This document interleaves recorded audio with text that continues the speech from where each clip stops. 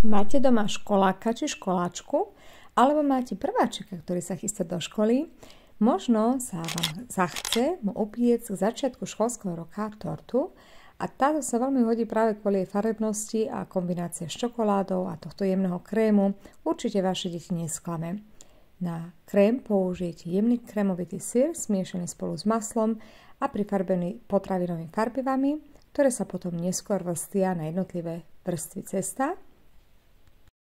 Piškotu som piekla v dvoch malých formách s polomerom 20 cm a tie som potom rozrezala vždy na 2 kusy, takže som mala v podstate 4 diely a na záver už som len vrstvila a vrch torty poliala roztopenou čokoládou. Skutočne jednoduché.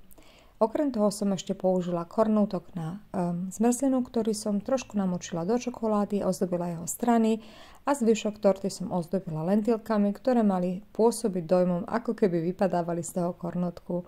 Všetko veľmi jednoduché na prípravu, určite zvládnete aj vy a vaše deti sa určite potešia, najmä lentilkám, ak môžem povedať z našej skúsenosti doma.